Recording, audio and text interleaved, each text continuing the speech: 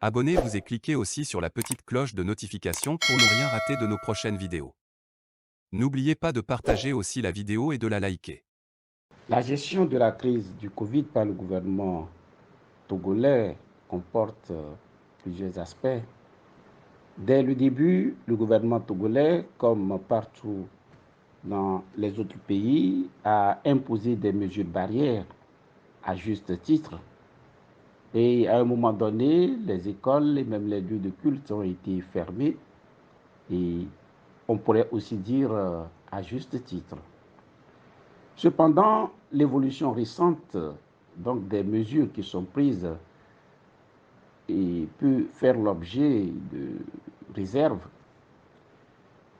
et particulièrement le fait que le gouvernement subordonne l'accès des lieux de culte à la présentation d'un pass vaccinal peut être considéré sans aucun doute comme une mesure qui porte atteinte aux droits fondamentaux et particulièrement à la liberté de religion. Et pourquoi nous disons cela?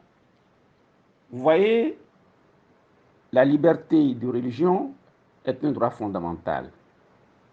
Et il est permis que des restrictions soient apportées aux droits fondamentaux. Mais pour que des restrictions soient apportées aux droits fondamentaux, il existe un certain nombre de principes qu'il faut respecter. Il faudrait d'abord que la restriction ait pour finalité la préservation d'un intérêt supérieur ou d'un même ordre. Ici, on peut comprendre que l'exigence de la protection de la santé de tous peut justifier qu'on puisse apporter une restriction aux libertés ou aux droits fondamentaux. Mais ces restrictions doivent résulter de la loi et ce n'est pas tout. La restriction doit aussi être indispensable à la protection de l'intérêt en cause. Cela voudrait dire que si cette mesure n'était pas prise, il est fort probable que le risque se réalise. Et une conséquence aussi de cette exigence, c'est que la restriction qui doit être apportée à ce droit fondamental doit être proportionnée au but poursuivi, c'est-à-dire qu'on ne doit pas prendre des mesures qui soient en quelque sorte exagérées par rapport au but que l'on veut poursuivre. Et ce sont ces exigences qui sont résumées à l'article 14 de la Constitution togolaise, qui dispose que l'exercice des droits et libertés garantis par la présente Constitution ne peut être soumis qu'à des restrictions expressément prévues par la loi et nécessaires à la protection de la sécurité nationale, de l'ordre public, de la santé publique, de la morale ou des libertés et droits fondamentaux d'autrui. C'est à ces conditions qu'on peut apporter des restrictions aux libertés fondamentales ou aux droits fondamentaux. Lorsque nous appliquons ces exigences aux mesures que le gouvernement vient de prendre, il y a lieu de relever effectivement qu'il y a une exagération et donc une mesure vexatoire et attentatoire, c'est-à-dire qui porte atteinte aux droits fondamentaux.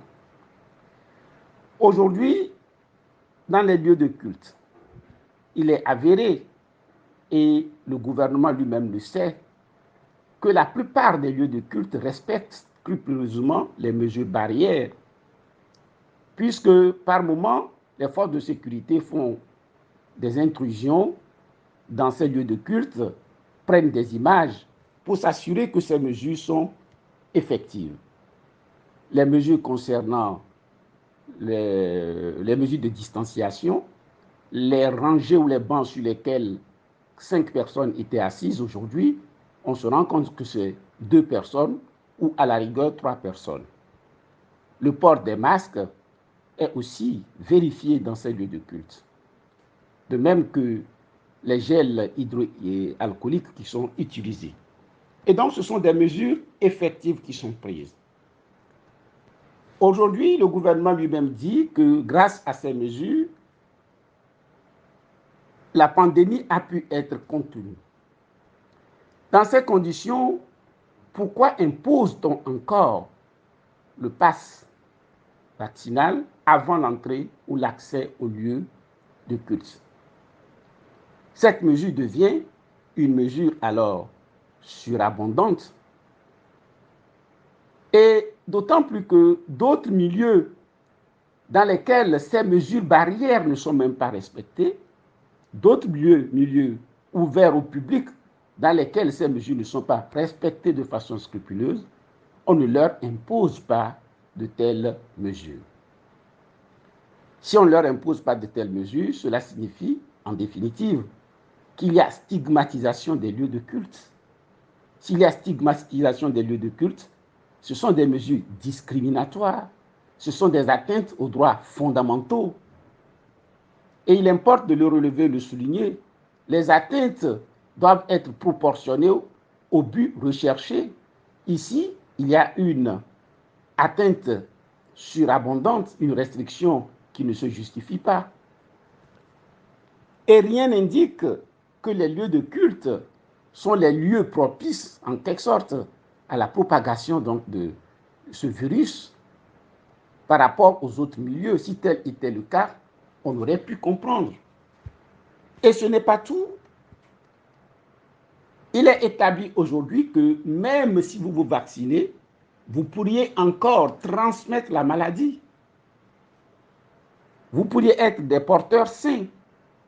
Dans ces conditions, qui veut-on véritablement protéger?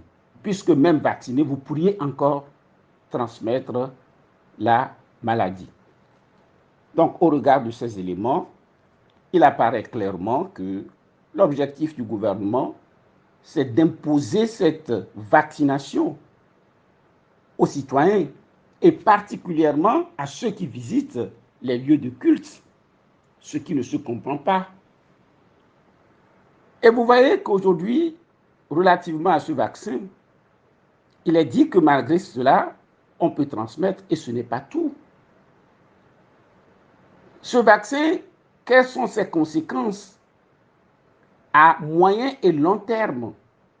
Malgré les affirmations optimistes, personne ne saurait le dire avec une certitude absolue qu'il n'y aurait aucune conséquence possible dans l'avenir.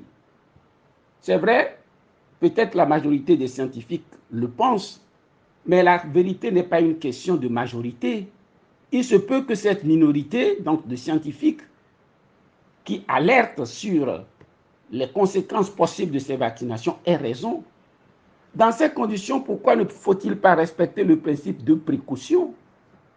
Si en France, l'ampleur du mal exige qu'on prenne un certain nombre de mesures, est-ce que concrètement, au Togo, est-ce que cette pandémie connaît les mêmes proportions?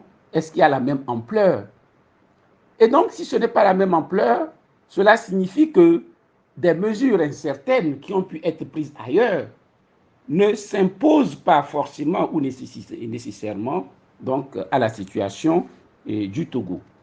Et il faut donc reconnaître que ces mesures sont vexatoires et que le gouvernement doit pouvoir revenir sur sa décision. C'est indispensable. Il est possible qu'ils aient commis une erreur d'appréciation. Ils ne sont que des hommes, donc faillibles. Il faut qu'ils le reconnaissent et qu'ils puissent renoncer à cette mesure vexatoire qu'ils entendent donc imposer à la communauté togolaise, surtout aux citoyens dans leurs lieux de culte. Voilà ce que nous pourrons dire sur cette gestion donc, de la pandémie, surtout sur l'exigence du pass vaccinal pour l'accès aux lieux de culte.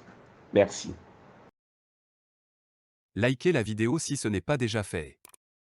Laissez aussi votre point de vue en commentaire.